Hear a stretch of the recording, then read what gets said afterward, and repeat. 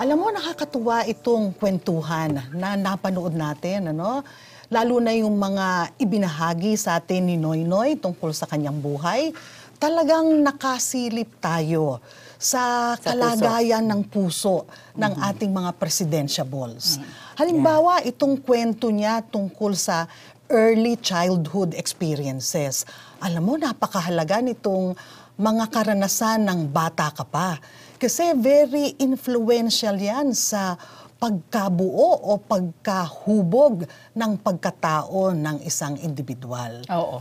Lalo na pag titingnan mo kung ano yung kinuwento niya, no? Yung talagang episode ng martial law ay napakalaking impluwensya sa pagkahubog sa kanya. At ang gusto ko dun sa sinasabi niya, hindi lang yung pansarili, kundi nasasabi din niya na ito'y collective na experience ng buong bayan na nag-shape sa atin bilang mga tao. Oo. Very important yun the fact na for the first time you have a member of the elite, no, na merong personal experience ng ano ang dinaranas ng buong sambayanan. Kasi usually yung mga elite, may insulation yan doon sa mga normal na experiences ng mga mahihirap, ng mga ordinaryong mga Pilipino. Pero for the first time, you have a member of a Sayon, ano, yung political and social elite natin. Ano? Political dynasty rin sila. And yet,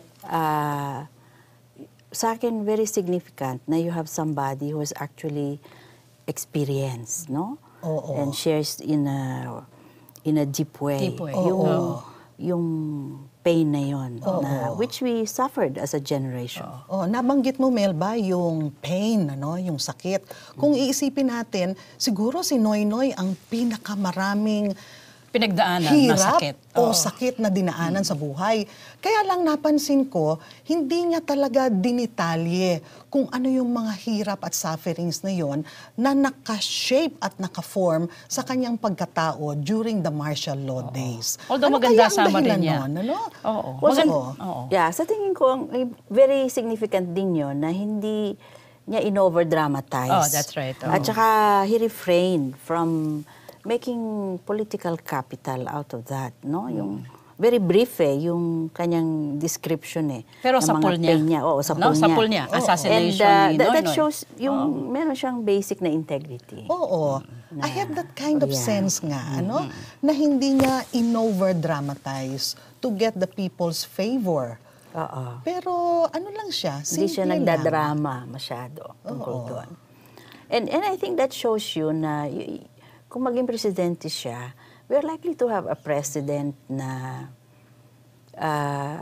what you see is what you get. In other words, kung ano yung may karapatan siyang proportionate na response. Yung hindi yung dinadrama, hindi nagpapalabas, whatever is there. You know, what you see is what you get nga. That's right.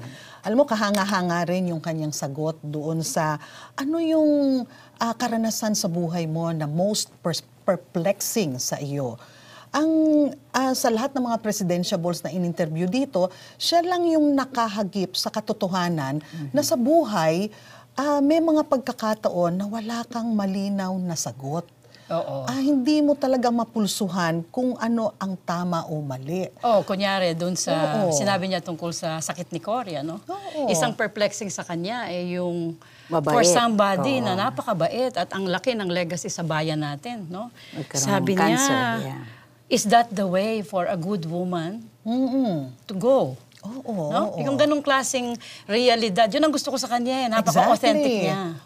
Ang palagay ko, kailangan rin natin ng mga leader na merong kababaan ng loob. Para sabihin, sa puntong ito, hindi malinaw ang sagot. Pero, ang nagustuhan ko rin sa kanya, meron ba siyang pag-asa?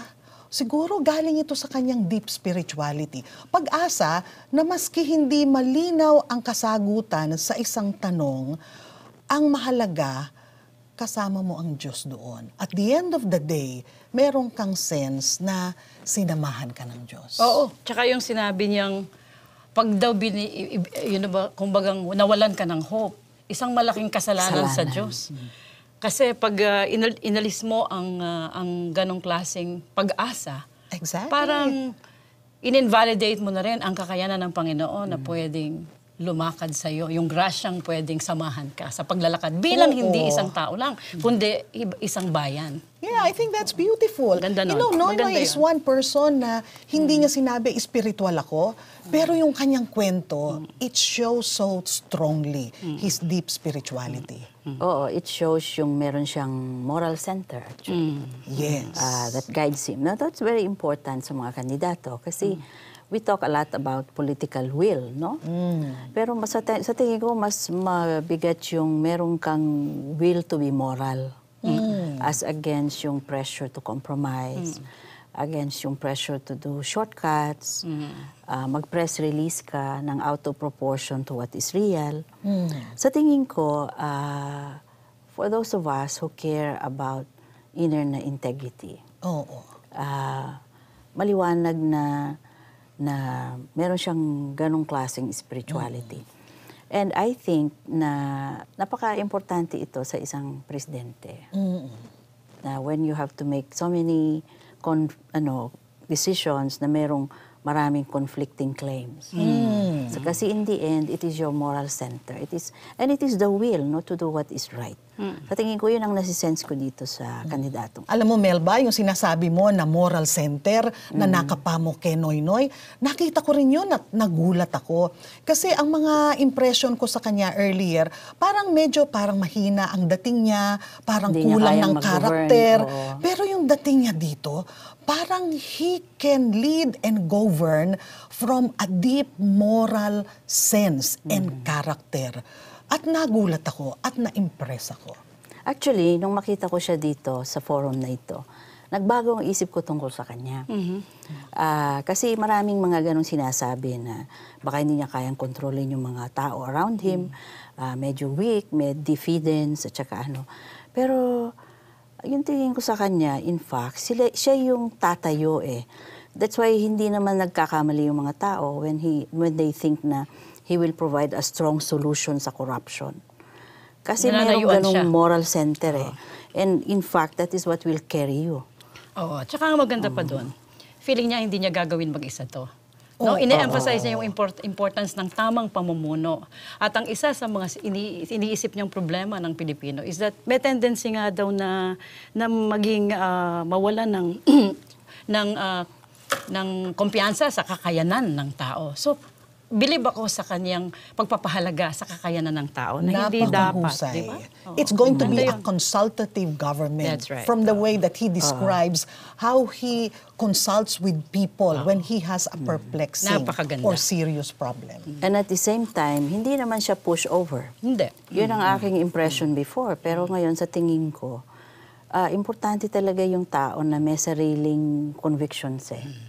Na hindi ka nakikinig sa mga media handlers mo lang, hindi ka nakikinig sa mga taong nakapaligid lang sa'yo.